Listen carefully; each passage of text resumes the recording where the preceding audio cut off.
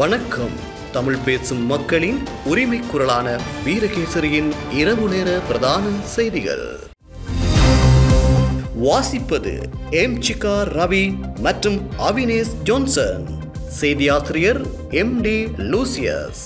முதலில் தலைப்புச் செய்திகள். 10 பாதாள குழுக்களுடன் சஜித் மஹிந்த தரப்பின் சில அரசியல்வாதிகள் தொடர்பு. புலனாய்வு பிரிவு அதிர்ச்சி தகவல். வெள்ளவத்தையில் இன்று மாலை பெரும் பதற்றம். துப்பாக்கியுடன் தொடர் மாடிக்குள் நுழைந்த பெண். பிரதமர் ஹரிணிக்கு மரண அச்சுறுத்தல். தேசபந்துவை கொல்ல முயற்சி. சஜித் மீது ஸ்னைப்பர் தாக்குதல் திட்டமா? அரசாங்கம் பரபரப்பு தகவல். பாதாள குழுக்களுடன் தொடர்புடைய அரசியல்வாதிகளின் பெயர்களை அம்பலப்படுத்துமாறு கோரிக்கை. 8 மாதங்களில் இலங்கையை உலுக்கியுள்ள 79 துப்பாக்கி சூட்டு சம்பவங்கள். 52 பேர் பலி. மதுபோதையில் மாணவர்களை ஏற்றிச் சென்ற பஸ் சாரதி. குருநாகலில் பரபரப்பு. இலங்கையில் முதல் முறையாக சர்வதேச ராணுவ விளையாட்டு கவுன்சிலின் மாநாடு. ஜூசி தி க்ளோத்திங் ஸ்டோர் முழு குடும்பத்தினருக்கும் தேவையான அனைத்து ஆடை அணிகலன்களையும் ஒரே இடத்தில் கொள்வனவு செய்யுங்கள். அனைவருக்கும் ட்ரெண்டிங்கான எக்ஸ்க்ளூசிவ் கலெக்ஷன்ஸ் எங்களிடம்.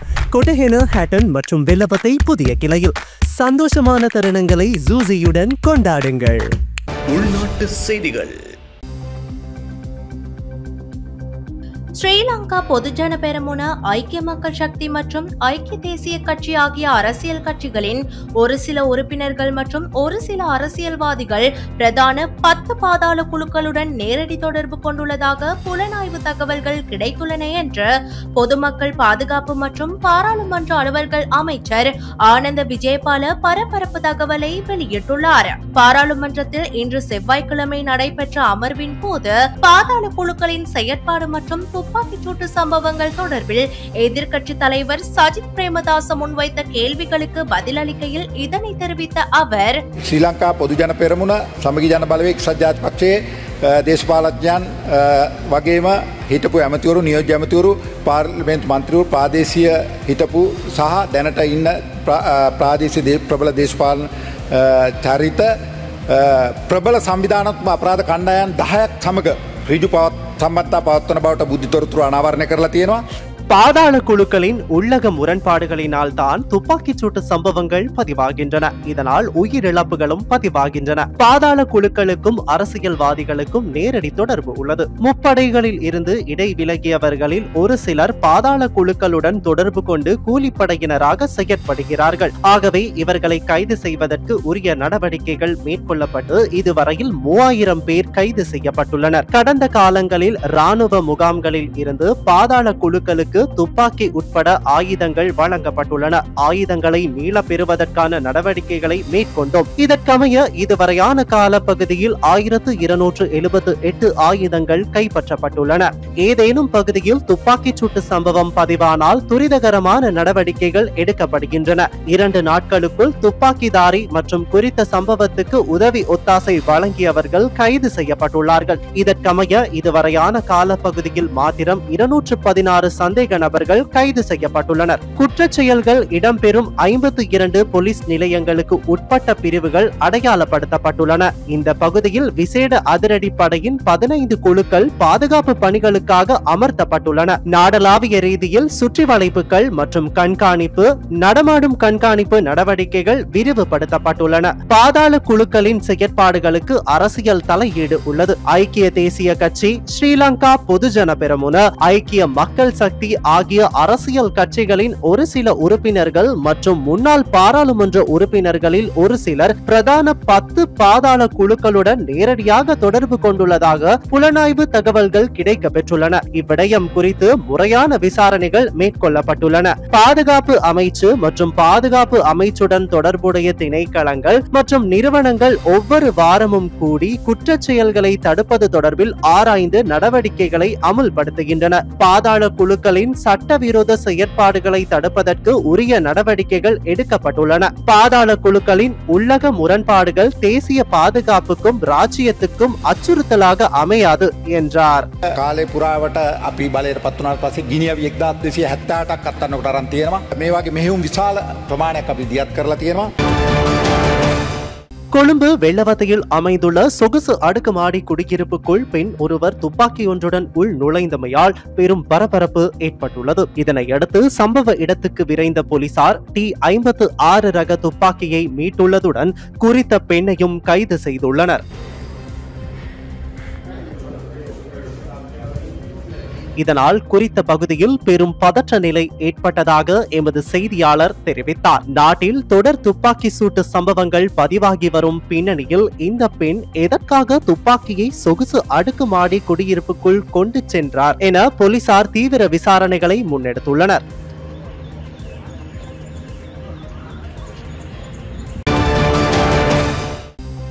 பிரதமர் ஹரிணி அமரசூரியவிற்கு மரண அச்சுறுத்தல் விடுக்கப்பட்டுள்ளதோடு தேசபந்து தென்னக்கோனை கொலை செய்யவும் சதித்திட்டம் செய்யப்பட்டுள்ளதாகவும் தகவல் கிடைத்துள்ளது.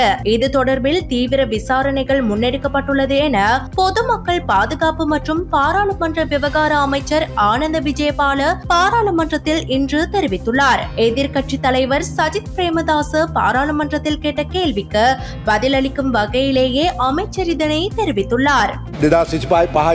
දිනදා අග්‍රාමාත්‍ය තුමියට විද්‍යුත් තැපැල් ලිපිනයක් මගින් මරණීය තර්ජන එල්ල කිරීම සම්බන්ධයෙන් පැමිණිල්ලක් ලැබිලා තිබුණා. அதிக குற்றங்கள் நிகழும் 52 போலீஸ் பிரிவுகள் அடையாளம் காணப்பட்டுள்ளன. இன்று வரை சுமார் 3000 பேர் கைது செய்யப்பட்டுள்ளனர். அதே போன்று முகாம்களில் இருந்து பல துப்பாக்கிகள் பாதாள உலக குழுக்களுக்கு வழங்கப்பட்டுள்ளன. இந்நிலையில் நாங்கள் 1200க்கும் அதிகமான துப்பாக்கிகளை கைப்பற்றி இருக்கின்றோம். இது தொடர்பில் பலரை கைது செய்துள்ளோம். ஏனைய குற்றவாளிகளை கைது செய்ய விசேட நடவடிக்கைகள் மேற்கொள்ளப்பட்டு வருகின்றன. தற்போது நாடு முழுவதும் சோதனைகள் மேற்கொள்ளப்படுகின்றன. இரவு ரோந்துகள் மற்றும் நடமாடும் ரோந்துகள் நடத்தப்படுகின்றன.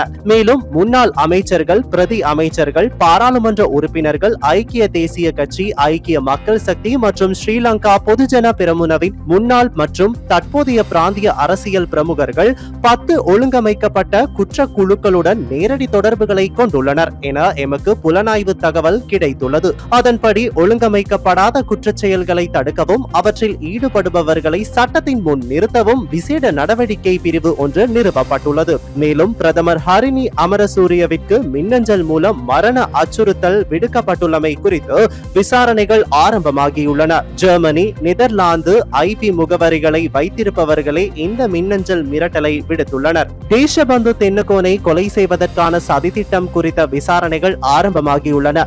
சிறை தண்டனை அனுபவிக்கும் சமன் குமார என்பவரிடம் இதற்கான பொறுப்பு வழங்கப்பட்டுள்ளது. இதேவேளை எதிர்க்கட்சி தலைவர் சஜித் பிரேமதாசவை ஸ்னைப்பர் தாக்குதல் மூலம் கொலை செய்ய திட்டமிட்டுள்ளனர் என்ற பொய்யான தகவல் கிடைத்துள்ளது. இது பொய்யான தகவல் என்பது உறுதி செய்யப்பட்டுள்ளது என அமைச்சர் தெரிவித்துள்ளார்.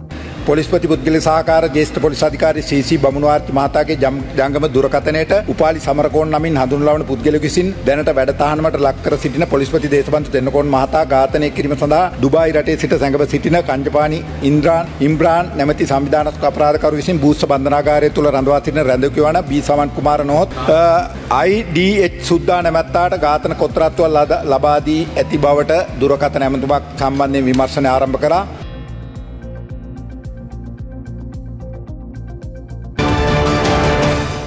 பாதாள குழுக்களுடன் தொடர்புடைய அரசியல்வாதிகளின் பெயர் விவரங்களை பொதுமக்கள் பாதுகாப்பு அமைச்சு வெளியிட வேண்டும் என்று ஐக்கிய மக்கள் சக்தியின் குருநாகல் மாவட்ட பாராளுமன்ற உறுப்பினர் தயாஸ்ரீ ஜெயசேகர சபாநாயகரிடம் வலியுறுத்தினார். பாராளுமன்றத்தில் இன்று செவ்வாய்க்கிழமை நடைபெற்ற அமர்வின் போது ஒழுங்கு பிரச்சனையை முன்வைத்து உரையாற்றிய அவர், කවුදේ දේශපාලන පක්ෂ කියන එක කරුණා කරලා ඉදිරිපත් කරන්න එක. පක්ෂ නම් විදිහටම කිව්වා. ඒකෙදි කියන්න කවුදේ පක්ෂවල කවුද පුද්ගලයෝ. මේ තර්ජනාත්මක ක්‍රියාවලින් ගැන අත්අඩංගුවට ගැනීම සම්බන්ධව අර ඇතුළට දාමු මේ ඇතුළට දාමු කියනවා කතා වෙලා තියෙනවා. பாதாள குழுக்களுடன் தொடர்புடைய அரசியல் கட்சிகளின் பெயரை பொதுமக்கள் பாதுகாப்பு அமைச்சர் குறிப்பிட்டார். பாதாள குழுக்களுடன் தொடர்புடைய அரசியல்வாதிகளின் பெயர் விவரங்களை அமைச்சர் வெளியிட வேண்டும். அனைவரையும் குற்றவாளியாக பொய்யுரைக்க வேண்டாம். எமது குடும்பத்தார் மற்றும் நண்பர்கள் அரசாங்கத்தை விமர்சிக்கும் போது அவதானத்துடன் இருக்குமாறு குறிப்பிடுகிறார்கள். அவ்வாறான அசாதாரண நிலைதான் தற்போது காணப்படுகிறது. எதிர்க்கட்சிகளின் உறுப்பினர்கள் திட்டமிட்ட வகையில் கைது செய்யப்படுகிறார்கள். எதிர்க்கட்சியின் உறுப்பினர் சாமர சம்பத் திட்டமிட்ட நிலையில் கைது செய்யப்பட்டார். அரசாங்கத்தை கடுமையாக விமர்சிக்கும் எதிர்க்கட்சிகளின் உறுப்பினர்களுக்கு உயிர் அச்சுறுத்தல் காணப்படுகிறது. ஆளும் தரப்பினருக்கு பாதுகாப்பு தேவையில்லாவிடின் அவர்கள் இருக்கட்டும், ஏனெனில் அவர்களின் முகங்கள் கூட மக்களுக்கு தெரியாது. எமது பாதுகாப்பு தொடர்பில் நடவடிக்கை எடுப்பதாக குறிப்பிட்டீர்கள், ஆனால் இதுவரையில் ஏதும் நடக்கவில்லை. துப்பாக்கிச் சூட்டு சம்பவங்கள் தற்போது சாதாரணமாகிவிட்டது. ஆகவே எமது பாதுகாப்பை உறுதிப்படுத்துங்கள். எவரேனும் கொல்லப்பட்டால் அதற்கு பிறகு பேசி பயனில்லை என்றார்.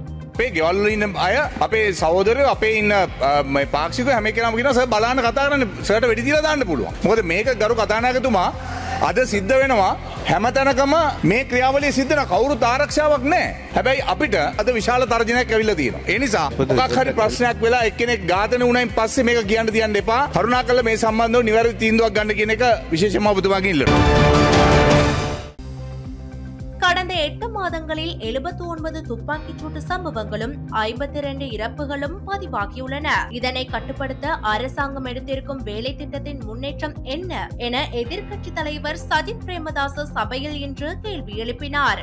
අදවන විටත් රටපුරා සිදුවෙන වෙඩි තැබීම්, ඝාතන හා තර්ජන කිරීම පිළිබඳ ආණ්ඩුව දියත් කරනු ලබන වැඩපිළිවෙල ප්‍රමාණවත් නොවන බව රජය පිළිගන්නේ. එමකද පහුගිය මාස 8ට වෙඩි තැබීම් 79යි මරණ 52යි. මේ බරපතල තත්ත්වය තුළ නොනවත්වා සිදුවෙන වෙඩි තැබීම්, ඝාතන හා තර්ජනය කිරීම වළක්වාලීම සඳහා රජය සතු நிශ්චිත වැඩපිළිවෙල මෙම සභාවට ඉදිරිපත් කරන්නේද. நாடு முழுவதும் தற்போது நடைபெற்று வரும் துப்பாக்கிச் சூட்டு சம்பவங்கள், கொலைகள் மற்றும் அச்சுறுத்தல்களை தடுக்க தற்போதைய அரசாங்கம் தவறியுள்ளது. இந்த விடயம் தொடர்பாக நானும் ஏனைய பாராளுமன்ற உறுப்பினர்களும் பாராளுமன்றத்தில் கேள்விகளை எழுப்பியிருந்தாலும் இதுவரை போதுமான தீர்வுகள் எதுவும் கிடைக்கவில்லை. எனவே இதற்கான அரசாங்கத்தின் பொறுப்பு கூறல் குறித்து நான் பின்வரும் கேள்விகளை எழுப்புகிறேன். நாடு முழுவதும் நிகழ்ந்து வரும் துப்பாக்கிச் சூட்டு சம்பவங்கள், கொலைகள் மற்றும் அச்சுறுத்தல்கள் தொடர்பாக அரசாங்கத்தால் முன்னெடுக்கப்பட்டு வரும் வேலை திட்டம் போதுமானதாக இல்லை என்பதை அரசாங்கம் ஏற்றுக்கொள்கிறதா? රටපුරා ප්‍රචණ්ඩත්වයේ ඉහළ යෑම හා ජාතික ආරක්ෂාව අතර සම්බන්ධයක් ඇති බව ආණ්ඩුව නොපිළිගන්නේද? මොකද හැම වෙලාවෙම ඇමතිවරු කියනවා මේ ඝාතන සහ ජාතික ආරක්ෂාව පිළිබඳ කිසිම සම්බන්ධයක් නැහැ කියලා. අනිවාර්යයෙන්ම රටේ ආරක්ෂාව, ජනතාවගේ ආරක්ෂාව ජාතික ආරක්ෂාව. මේ ප්‍රචණ්ඩත්වයේ ඉහළ යෑම, විදේශ සංචාරකින්ගේ පැමිණීම, විදේශ ආයෝජකින්ගේ ආකර්ෂණයට එල්ල කරනු ලබන අහිතකර බලපෑම පිළිබඳව රජයේ අවධානය යොමු කර තිබේ. இல்லையெனில் இடைவிடாத துப்பாக்கிச் சூடுகள், கொலைகள் மற்றும் அச்சுறுத்தல்களை தடுப்பதற்கான குறிப்பிட்டதொரு திட்டத்தை அரசாங்கம் இந்த சபையில் முன்வைக்குமா? நாடு முழுவதும் வன்முறை அதிகரிப்பதற்கும் தேசிய பாதுகாப்புக்கும் தொடர்பு இருப்பதை அரசாங்கம் ஒப்புக்கொள்கின்றதா? வன்முறை அதிகரிப்பால் வெளிநாட்டு சுற்றுலா பயணிகளின் வருகை மற்றும் வெளிநாட்டு முதலீட்டாளர்களின் ஈர்ப்பில் ஏற்படும் எதிர்மறை தாக்கம் குறித்து அரசாங்கம் கவனம் செலுத்தியுள்ளதா? රටපුරා ව්‍යාප්තව ඇති මත්ද්‍රව්‍යවල ඍජු වින්දිතීන් බවට ඇබ්බැහි වූවන් සහ උන්ගේ පවුල් පත්වෙද්දී මත්ද්‍රව්‍ය ජාවාරම්කරුවන් අතර සිදුවෙන ඝට්ටනවල ගොදුරු බවට සාමාන්‍ය ජනතාවට පවා පත්වීමට සිදුව තිබෙනවා. මේ පිළිබඳව රජය මෙතෙක් ක්‍රියාත්මක කළ වැඩසටහන අසාර්ථක බව පෙනී යන හේයින් රජය සතුව ඒ සඳහා වෙනත් විකල්ප වැඩසටහනක් තිබේ. එසේනම් ඒ කුමක්? நாடு முழுவதும் பரவியுள்ள போதைப் பொருளுக்கு நேரடியாக பலியாகி பாதிக்கப்பட்டவர்கள் மற்றும் அதே நேரத்தில் அவர்களின் குடும்பங்களும் பாதிக்கப்படுகின்றன. போதைப் பொருள் கடத்தல்காரர்களுக்கு இடையிலான மோதல்களால் சாதாரண மக்கள் கூட பலியாகி வருகின்றனர். இது தொடர்பாக இதுவரை அரசாங்கத்தால் முன்னெடுக்கப்பட்ட திட்டம் தோல்வியடைந்ததாக தோன்றுவதால் இதற்கு அரசாங்கத்திடம் ஏதேனும் மாற்று திட்டம் உள்ளதா? அது யாது? එවගේම පළාත් පාලන සභයකින් ඉලක්ක කොට ඍජුවම හා වක්‍රාකාරව සිදුවෙන තර්ජන සම්බන්ධයෙන් රජයේ ස්ථාවරය කෙබඳුද? මොකද මේ කරුණු කාරණා පිළිබඳව නිරන්තරයෙන්ම අපි මේ සභාව දැනුවත් කරා, රජයේ වගකීම් යුක්තන් දැනුවත් කරා. තවමත් පැහැදිලි වැඩසටහනක් ක්‍රියාත්මක කරන්නට මේ රජය අපොහසත් වෙලා තිබෙනවා. ඒ නිසා රජයෙන් බලාපොරොත්තු වෙනවා මේ ප්‍රශ්න ගණනාවටම විධිමත් පිළිතුරක්. பாராளுமன்ற உறுப்பினர்கள், அரசு அதிகாரிகள் மற்றும் உள்ளூராட்சி மன்ற உறுப்பினர்களை இலக்கு வைத்து நேரடியாகவும் மறைமுகமாகவும் விடுக்கப்படும் அச்சுறுத்தல்கள் குறித்து அரசாங்கத்தின் நிலைப்பாடு என்ன? பதிவான சம்பவங்கள் தொடர்பாக அரசாங்கம் முன்னெடுத்த நடவடிக்கைகளின் முன்னேற்றம் யாது? இது தொடர்பில் தெளிவான பதில் ஒன்றை எதிர்பார்க்கிறேன் என்றார். மதுபோதையுடன் பாடசாலை மாணவர்களை ஏற்றிச் சென்ற சிசுசேரிய பஸ் சாரதி கைது செய்யப்பட்டுள்ளார். குருநாகல் கட்டுப்பொத்த நகரில் நேற்று நடத்தப்பட்ட சோதனையில் குறித்த சாரதி கைது செய்யப்பட்டதாகவும் பஸ் சோதனைக்கு உட்படுத்தப்பட்ட சந்தர்ப்பத்தில் அதில் 16 மாணவர்களும் 2 பெற்றோரும் இருந்ததாகவும் போலீசார் தெரிவித்தனர். நாட்டில் அதிகரித்துள்ள வீதி விபத்துகளை கட்டுப்படுத்தும் நோக்கில் போலீசார் நாடளாவிய ரீதியில் உள்ள போலீஸ் நிலையங்களை அடிப்படையாக கொண்டு விசேட நடவடிக்கைகளை மேற்கொண்டு வருகின்றனர். இதன் ஒரு கட்டமாக கட்டுப்பொத்த போலீஸ் பிரிவிற்குட்பட்ட பகுதியில் போலீஸ் போக்குவரத்து பிரிவின் அதிகாரிகள் நேற்று விசேட நடவடிக்கைகளை முன்னெடுத்திருந்தனர். இதன்போது பாடசாலை மாணவர்களை ஏற்றிச் சென்ற சிசுசேரிய பஸ் சோதனைக்கு உட்படுத்தப்பட்டுள்ளது. குறித்த சந்தர்ப்பத்தில் பஸ்ஸின் சாரதி மதுபோதையில் வாகனத்தை செலுத்தியுள்ளமை தெரிய வந்துள்ளது. இதனையடுத்து பஸ்ஸின் சாரதி கைது செய்யப்பட்டுள்ளதாக போலீஸ் ஊடக பிரிவு தெரிவித்துள்ளது. 52 வயதுடைய ரத்தலியகொட கட்டுப்பொத்த பிரதேசத்தைச் சேர்ந்த நபரே சம்பவத்தின் போது கைது செய்யப்பட்டுள்ளார். பஸ் சோதனைக்குட்படுத்தப்பட்ட சந்தர்ப்பத்தில் சிசுசேரிய பஸ்ஸில் 16 மாணவர்களும் 2 பெற்றோரும் இருந்துள்ளதுடன் குறித்த பஸ் போலீசாரின் பொறுப்பில் எடுக்கப்பட்டுள்ளது. சந்தேக நபர் நாரம்மல நீதவான் நீதிமன்றில் ஆஜர்படுத்தப்பட உள்ளார். சம்பவம் தொடர்பில் கட்டுப்பொத்த போலீசார் மேலதிக விசாரணைகளை முன்னெடுத்துள்ளனர். நடைபெற்று முடிந்த உள்ளூராட்சி மன்ற தேர்தல் முடிவுகளின் பிரகாரம் கொழும்பு மாநகர சபையின் ஆட்சியை கைப்பற்றுவதற்கு அரசியல் கட்சிகளுக்கு பெரும்பான்மையின்மையால் சிக்கல் ஏற்பட்டுள்ளது. இந்த நிலையில் கொழும்பு மாநகர சபையில் அதிகாரத்தை கைப்பற்றுவதற்கு தேசிய மக்கள் சக்திக்கு ஆதரவளிக்க பல்வேறு சுயேட்சை குழுக்கள் தீர்மானித்துள்ளதாக தெரிவிக்கப்படுகின்றது. ஜனாதிபதி அனுரகுமார திசாநாயக்கவுக்கும் கொழும்பு மாநகர சபைக்கு போட்டியிட்ட சுயேட்சை குழுக்களுக்கும் இடையில் நேற்று இடம்பெற்ற கலந்துரையாடலை தொடர்ந்து இந்த தீர்மானம் எட்டப்பட்டுள்ளதாக குறிப்பிடப்பட்டுள்ளது. பெலவத்தையில் உள்ள தேசிய மக்கள் சக்தியின் அலுவலகத்தில் நடைபெற்ற இந்த கலந்துரையாடலில் கொழும்பு மாநகர சபையில் ஆட்சி அமைப்பது தொடர்பில் அவதானம் செலுத்தப்பட்டுள்ளது. இதன்போது தேசிய மக்கள் சக்திக்கு ஆதரவளிப்பதாக பல சுயேட்சை குழுக்கள் தமது நிலைப்பாட்டை தெரிவித்துள்ளன. இதனிடையே அரசாங்கத்திற்கு பெரும்பான்மை இல்லாத உள்ளூராட்சி மன்றங்களில் ஏனைய எதிர்க்கட்சிகளுடன் இணைந்து ஆட்சி அமைப்பதற்கு ஐக்கிய மக்கள் சக்தியும் ஐக்கிய தேசிய கட்சியும் பொது இணக்கப்பாட்டை எட்டியுள்ளன.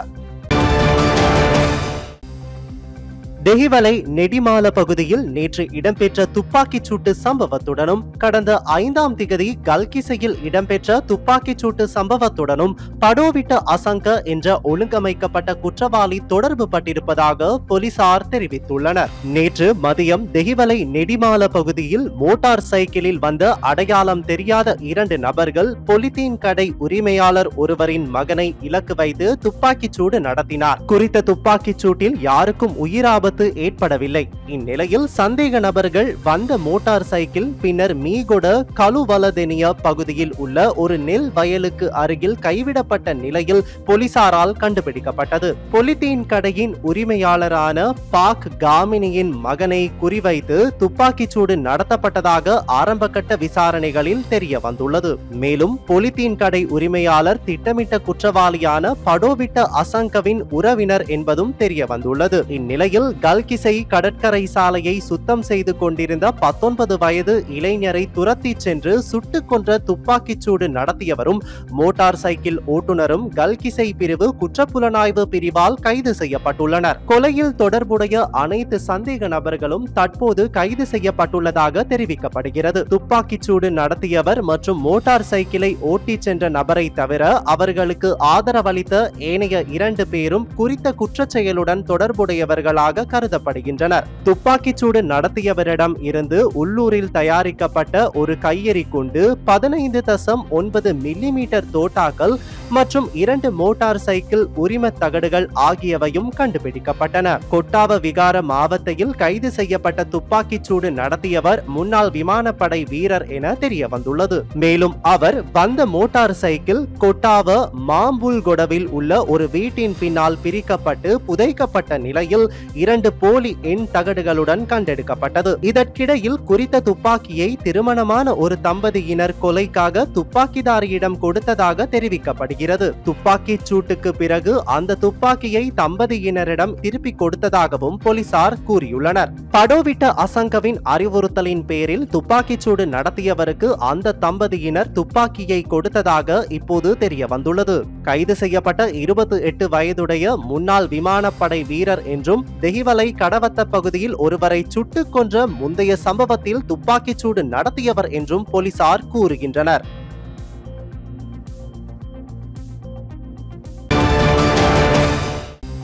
கொழும்பு கொட்டாஞ்சேனையில் தற்கொலை செய்து கொண்ட பாடசாலை மாணவி முன்னர் கல்வி கற்ற பாடசாலையின் அதிபர் கல்வி அமைச்சுக்கு மாற்றப்பட்டுள்ளார். பதில் அதிபராக கடமையாற்ற கல்வி அமைச்சின் உத்தியோகத்தர் ஒருவர் குறித்த பாடசாலைக்கு தற்காலிகமாக நியமிக்கப்பட்டுள்ளார். மாணவி விடயத்தில் பாடசாலை நிர்வாகம் அசமந்த போக்கில் நடந்து கொண்டதாக குற்றச்சாட்டுகள் எழுந்த நிலையில் இந்த இடமாற்றம் வழங்கப்பட்டுள்ளது. இதேவேளை கொட்டாஞ்சேனை பகுதியில் தவறான முடிவெடுத்து உயிர் மாய்த்த பாடசாலை மாணவியை துஷ்பிரயோகம் செய்த சம்பவத்துடன் தொடர்புடைய சந்தேக நபர் தொடர்பான விசாரணைகளின் முன்னேற்றத்தை நீதிமன்றத்தில் முன்வைக்குமாறு கொழும்பு நீதவான் நீதிமன்றம் நேற்று போலீசாருக்கு உத்தரவிட்டுள்ளது. அதன்படி ஜூன் 23ஆம் தேதி நீதிமன்றத்தில் உண்மைகளை சமர்ப்பிக்க உத்தரவிடப்பட்டுள்ளது. சம்பந்தப்பட்ட முறைப்பாடு தொடர்பாக முன்வைக்கப்பட்ட உண்மைகளை பரிசீலித்த பின்னர் கொழும்பு மேலதிக நீதவான் பசன் அமரசேன இந்த உத்தரவை பிறப்பித்துள்ளார். மேலும் கொட்டாஞ்சேனையில் அண்மையில் தவறான முடிவெடுத்து உயிரிழந்த மாணவி அம்ஷிகாவிற்கு நீதி கோரி பாரிய போராட்டங்கள் இடம்பெற்று வருகின்றமை குறிப்பிடத்தக்கது.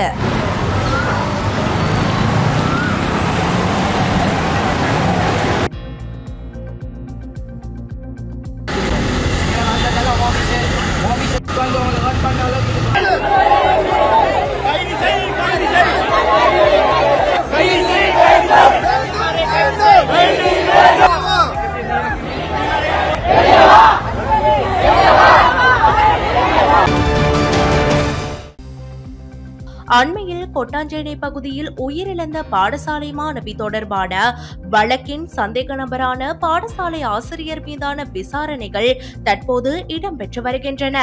இந்நிலையில் விசாரணை அறிக்கைகளை ஜூன் 23ஆம் தேதி நீதிமன்றத்தில் சமர்ப்பிக்குமாறு கொழும்பு நீதவான் நீதிமன்றம் போலீசாருக்கு உத்தரவிட்டுள்ளது. இந்நிலையில் மாணவியின் மரணம் தொடர்பில் சந்தேக நபராக பெயரிடப்பட்டுள்ள ஆசிரியரின் சட்டத்தரணி பொதுமக்களால் முன்வைக்கப்பட்டுள்ள குற்றச்சாட்டுகள் மறுத்ததுடன் பாதிக்கப்பட்ட மாணவிக்கு நீதி கிடைக்க வேண்டும் எனவும் கேட்டுக் கொண்டுள்ளார். இது தொடர்பில் ஊடக சந்திப்பு ஒன்றை ஏற்பாடு செய்திருந்த அவர் பொய்யான குற்றச்சாட்டுகள் சமூக ஊடகங்களில் பரப்பப்படுவதாகவும் தெரிவித்துள்ளார்.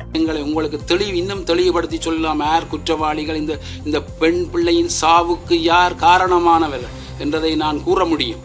ஆனால் நீதிமன்றத்தில் விசாரணை நடைபெறுகின்றது, நீதவான் நீதிமன்றத்தில் நடைபெறுகிறது, பிள்ளையின் சாவு சம்பந்தமாக விசாரணை நடைபெற்றுக் கொண்டிருக்கின்றது, சிறுவர் பெண்கள் பிரிவில் விசாரணை நடைபெற்று, ஆணைக்குழுவில் விசாரணை நடைபெற்று, பல விசாரணை சிஐடியில் விசாரணை நடைபெற்றுக் கொண்டிருக்கிறது. ஆகவே உரியவர்கள் தயவு செய்து உங்களுடைய ஆவணங்களையும் உங்களுடைய ஆதாரங்களையும் உரிய நிறுவனங்களுக்கு வழங்குவதோடைய இந்த கல்வித்தாயின் மீது ஏற்பட்ட களங்கத்தை போக்குவதற்காக எவரும் முயற்சி செய்யவில்லை. குறிப்பாக நீங்கள் பார்த்தீங்கன்னா இந்த அதிபர் கூட 35 வருஷ ஆசிரியர் வரலாற்றை கொண்டவர். ஏற்கனவே 15 வருடம் ஒரு பெரிய ஆண்கள் பாடசாலை திறம்பட சேவையாற்றி எங்களுடைய பாடசாலையில் விரும்பி அவரை நாங்கள் உள்வாங்க கேட்டு 2.5 வருஷம் இந்த பாடசாலையை திறம்பட செயற்படுத்தி கொண்டு வந்தவர். அவருடைய சேவையை கேள்விக்குட்படுத்தி அவர் தனிப்பட்ட முறையில் விசாரணை செய்யவில்லை. குறிப்பிட்ட அதற்கும் ஆசிரியர்களை நியமித்து இவர்களோட பெற்றாரோட தொடர்புறதுக்கு ஒருவர் ஆவணங்களை பரிசீலிக்கிறதுக்கு பாதுகாக்கிறது என்று பலவிதமான செயற்பாடுகள் உரிய முறையில் நடைபெற்று கொண்டிருக்கிறது. யாரும் இது சம்பந்தமாக தேவையான விவரங்களை நீங்கள் பெற்றுக்கொள்ளலாம். அதை விடுத்து அபாண்டமாக இந்த பெண் பிள்ளைகள் படிக்கிற பாடசாலை மீது களங்கம் ஏற்படுத்தக்கூடாது என்றும் எவ்வாறான நடவடிக்கை ஏற்பட்டால் அந்த பெற்றார் மீது அந்த பிள்ளை மீது அக்கறை கொண்டவர்கள் நீதிமன்றத்தில் வழக்கு நடவடிக்கை நடைபெற்று கொண்டிருக்கிறது. நீங்கள் அவ்வாறு இலவசமாக சட்ட உதவி செய்கிறதுக்கு எத்தனையோ சட்டத்தரணிகள் காத்திருக்கின்றார்கள். அவர்கள் அணுகி நீங்கள் நீதிமன்றத்தில் உங்களோட கருத்துக்களை வைக்கலாம். அதை விட்டு இந்த சோஷியல் மீடியாவில் உங்களோட கருத்துக்களை வைப்பது தவறான விடயம். அது நீதிமன்ற நடவடிக்கையை களங்கம் ஏற்படுத்தும், அதை பாதிக்கும் என்று சொல்லி இவ்வாறு நடவடிக்கை மேற்கொள்ள வேண்டாம். இந்த வழக்கு மீண்டும் 6ஆம் மாதம் 23ஆம் தேதி அழைக்க இருக்கின்றது. அது மட்டுமில்லை, இந்த ஆசிரியர் கூட இதுக்கு நீதி வேண்டும் என்றதுக்கு அடிப்படையில் பல இந்த அதிபர் மீதும் கூறியிருக்கிறார், நீங்கள் இவ்வாறான நடவடிக்கை கட்டாயம் ஏற்படுத்தி தனக்கு தீர்ப்பு தர வேண்டும். இவர் சந்தேக நபராக காணப்படுகின்றார், இன்னும் குற்றம் நிரூபிக்கப்படவில்லை. ஆகவே இவ்வாறான தவறான அவருடைய பிள்ளைகளின் படங்கள் அல்லது இந்த மாணவர்களின் படங்கள், இவ்வாறான படங்களை பரப்புவதை பிரசுரிப்பதை தயவு செய்து தவிர்க்குமாறு. கிலோ கணக்கில் உப்பு கொள்வனவு செய்வதற்கு அனுமதி அளிக்க முடியாது என அமைச்சர் சுனில் ஹந்துனெத்தி தெரிவித்துள்ளார். අතර ලුණුහිගයක් තියෙනවා. ඒ ලුණුහිගය ඇති වෙලා තියෙන්නේ මේ ලුණු නිෂ්පාදනය කරන ක්‍රියාවලියේ තියෙන ස්වභාවික තත්ත්වය විසින් ඇති වෙච්ච දෙයක්. இலங்கையில் உப்பளங்கள் அமைய பெற்றுள்ள அநேகமான இடங்களில் பெய்த கடும் மழையினால் உப்பு உற்பத்தி பாதிக்கப்பட்டது என அவர் தெரிவித்துள்ளார். මෙට්‍රික් ටොන් 20 ගානේ උත්කලමින් අපිට මාසෙකට විතර ලුණු දෙන්න තියෙනවා තාම.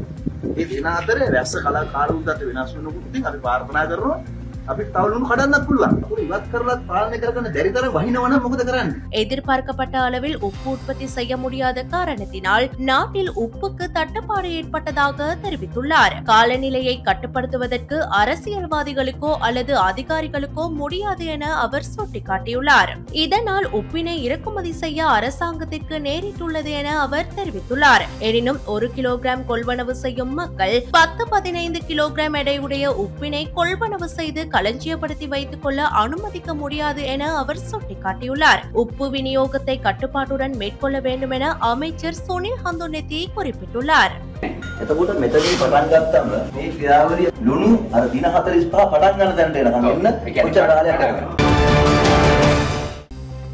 இலங்கையில் முதல் முறையாக சர்வதேச ராணுவ விளையாட்டு கவுன்சிலின் 80வது பொதுச்சபை மற்றும் மாநாடு கொழும்பில் 19ஆம் திகதி திங்கட்கிழமை ஆரம்பமாகியது. கொழும்பில் உள்ள கிராண்ட் மைட்லண்ட் ஹோட்டலில் உத்தியோகபூர்வமாக ஆரம்பமாகிய பொதுச்சபை மற்றும் மாநாடு பாதுகாப்பு பிரதி அமைச்சர் மேஜர் ஜெனரல் அருண ஜெயசேகர தலைமையில் நடைபெற்றது. பாதுகாப்பு அமைச்சின் செயலாளர் air vice marshal Sampath Thuyacontha முப்படைகளின் தளபதிகளுடன் கலந்து கொண்டனர். இலங்கை ராணுவ தளபதி மேஜர் ஜெனரல் சந்தன விக்ரமசிங்க, ஜனாதிபதி பாதுகாப்பு சேவைகள் விளையாட்டு கவுன்சில் மற்றும் ராணுவ தளபதி லெப்டினன்ட் ஜெனரல் லசந்த ராட்ரிகோ மற்றும் சர்வதேச ராணுவ விளையாட்டு கவுன்சிலின் தலைவர் கர்னல் நில்டன் கோமஸ் ரோலிம் ஃபில்ஹோ ஆகியோரின் வரவேற்பு உரைகளுடன் மாநாடு ஆரம்பமாகியது. அதைத் தொடர்ந்து கடற்படை தளபதி வைஸ் அட்மிரல் காஞ்சன பனகொட சிறப்புரை ஆற்றினார். இலங்கையில் முதல் முறையாக இடம்பெறும் 80வது சர்வதேச ராணுவ விளையாட்டு கவுன்சிலின் பொதுச்சபை மற்றும் மாநாட்டில் இலங்கை தன்னை இணைத்துக் கொண்டமையானது ஒரு சிறப்பம்சமாகும். சர்வதேச ஒலிம்பிக் கமிட்டிக்கு பின்னர் உலகின் 2வது பெரிய விளையாட்டு மாநாடாக அங்கீகரிக்கப்பட்ட சர்வதேச ராணுவ விளையாட்டு கவுன்சிலின் 80வது பொதுச்சபை மற்றும் மாநாட்டில் 4 கண்டங்களில் உள்ள 80 உறுப்பு நாடுகளைச் சேர்ந்த சுமார் 300 வெளிநாட்டு பிரதிநிதிகள் பங்கேற்றுள்ளனர். 80வது பொதுச்சபை மற்றும் மாநாடு மே 19 முதல் 24 வரை கொழும்பில் நடைபெறுகின்றமை குறிப்பிடத்தக்கது. வெளிநாட்டு செய்திகள். இந்தியாவில் தொடர் தாக்குதல்களின் முக்கிய குற்றவாளியாக கருதப்படும் உயர் தளபதி பாகிஸ்தானில் சுட்டுக் கொல்லப்பட்டுள்ளதாக சர்வதேச ஊடகங்கள் செய்தி வெளியிட்டுள்ளன. இந்தியாவில் பல பயங்கரவாத செயல்களுடன் தொடர்புடைய லஷ்கர்-இ-தொய்பா அமைப்பின் முக்கிய தலைவர் சைஃபுல்லா காலித் என்பவரே இவ்வாறு சுட்டுக் கொல்லப்பட்டுள்ளார். மாட்லி நகரில் அவர் தனது இல்லத்திலிருந்து வெளியே வந்தபோது இந்த சம்பவம் இடம்பெற்றுள்ளதாக குறிப்பிடப்பட்டுள்ளது. பாதுகாப்பு காரணங்களுக்காக வெளியில் செல்வதை தவிர்க்குமாறு லஷ்கர் அமைப்பால் கடுமையான உத்தரவுகள் பிறப்பிக்கப்பட்டிருந்தும் அவருக்கு பலத்த பாதுகாப்பு வழங்கப்பட்டிருந்தும் இந்த கொலை சம்பவம் அரங்கேறியுள்ளது அதிர்ச்சியை ஏற்படுத்தியுள்ளது. இந்திய அதிகாரிகளால் குற்றம் சாட்டப்பட்ட சைஃபுல்லா காலித் 2005 பெங்களூரு இந்திய அறிவியல் காங்கிரஸ் தாக்குதல் மற்றும் 2006 நாக்பூர் RSS தலைமையகம் மீதான தாக்குதல் மற்றும் 2008 ராம்பூர் CRPF முகாம் தாக்குதல் ஆகிய 3 பெரிய பயங்கரவாத தாக்குதல்களின் முக்கிய குற்றவாளியாக கருதப்படுவதாக தெரிவிக்கப்பட்டுள்ளது. இந்த 3 தாக்குதல்களிலும் ஏற்பட்ட உயிரிழப்புகள் இந்தியா முழுவதும் பெரும் அதிர்வலைகளை ஏற்படுத்தியிருந்தமை குறிப்பிடத்தக்கது.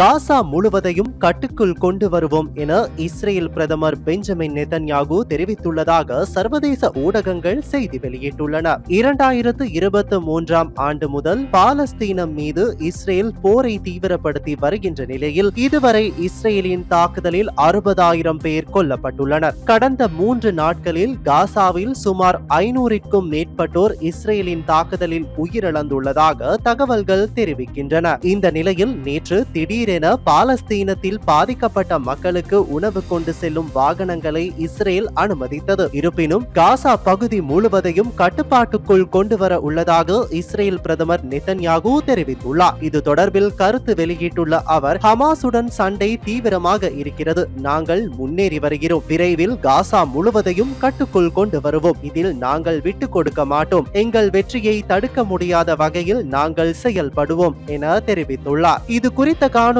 வெளியாகி பல்வேறு தரப்பில் இருந்து கண்டனங்கள் எழுந்து வருகின்றமை குறிப்பிடத்தக்கது. இவ்வாறான பின்னணியில் இந்த பிரச்சனையை ஈரான் உற்று நோக்கி வருகிறது. ஹமாஸுக்கு ஆதரவாக ஈரானின் ஹவுதி குழுக்கள் தாக்குதலை மேற்கொண்டு வந்தன. இப்போது ஹமாஸை இஸ்ரேல் நெருங்குவதால் இதில் ஈரான் தலையிடவும் வாய்ப்பு இருப்பதாக அரசியல் ஆய்வாளர்கள் குறிப்பிட்டுள்ளனர். இன்றைய நாணய மாற்று விகிதம்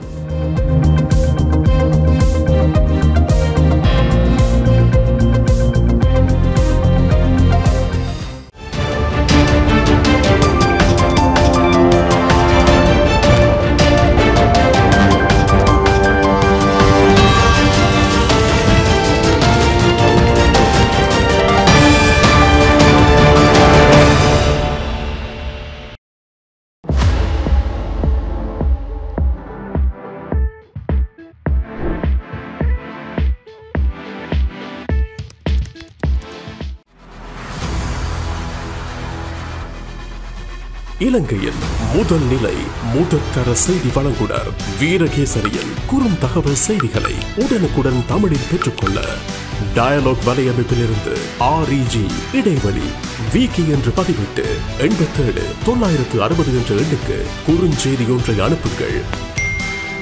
வீரகேசரி செய்தியுடன் இணைந்திருங்கள்.